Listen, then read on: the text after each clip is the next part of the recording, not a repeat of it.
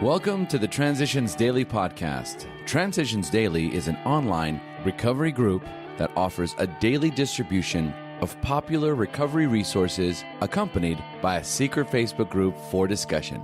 We hope you enjoy today's readings. This is Transitions Daily for May 15th. My name is Scott B. from Detroit, Michigan. AA Thought for the Day. Conflict. My conflicts went right on mounting because I was simply loaded with excuses and refusals. When these troubles had finally exhausted me enough, there was yet another escape. I would communicate to wallow in the bog of guilt.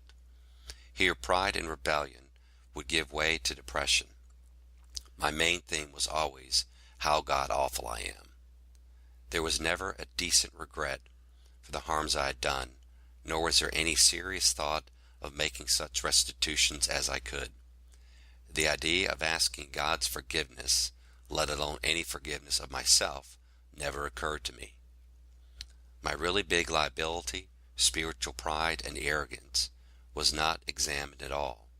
I'd shut out the light by which I might have seen it. Bill W., Language of the Heart, pages 257 and 258. Thought to consider. Simply asking for help seems to be a help in itself. Acronyms. How?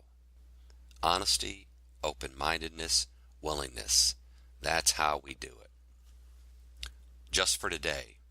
Disease, from the 3 legacies of Alcoholics Anonymous. We know, of course, that the alcoholic is a sick person.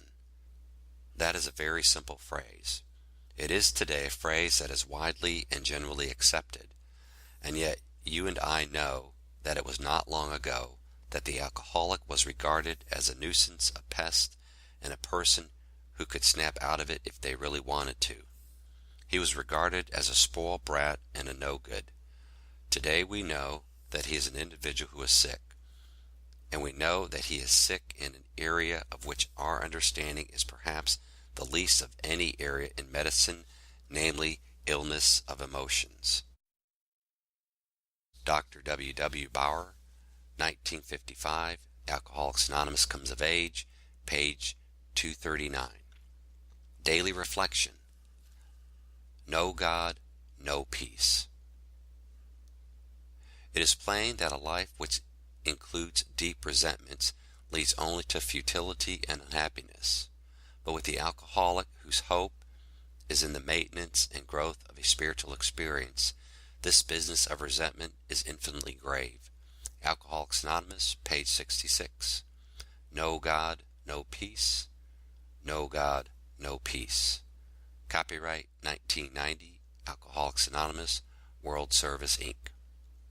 As Bill sees it. AA School of Life.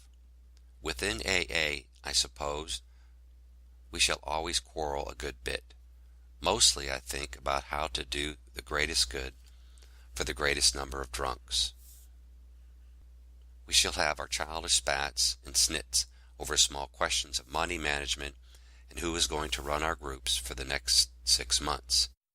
Any bunch of growing children, and that is what we are, would hardly be in character if they did less. These are the growing pains of infancy, and we actually thrive on them.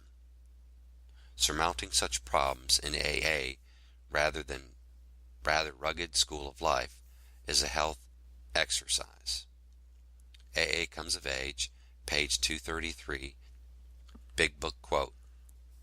Much of our relief we discovered we did not need to consider another's conception of God.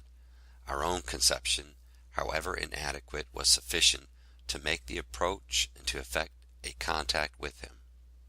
As soon as we admitted the possible existence of a creative intelligence, a spirit of the universe underlying the totality of things, we began to be possessed of a new sense of power and direction, provided we took another simple steps. Alcoholics Anonymous, 4th edition, We Agnostics, page 46.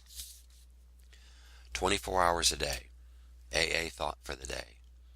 In AA, we find a new strength and peace from the realization that there must be a power greater than ourselves that is running the universe, and that is on our side when we live in a good life. So the AA program really never ends. You begin by overcoming drink, and you go on from there to many new opportunities for happiness and usefulness. Am I really enjoying the full benefits of AA? Meditation for the day. Seek ye first the kingdom of God and his righteousness, and all these things shall be added unto you.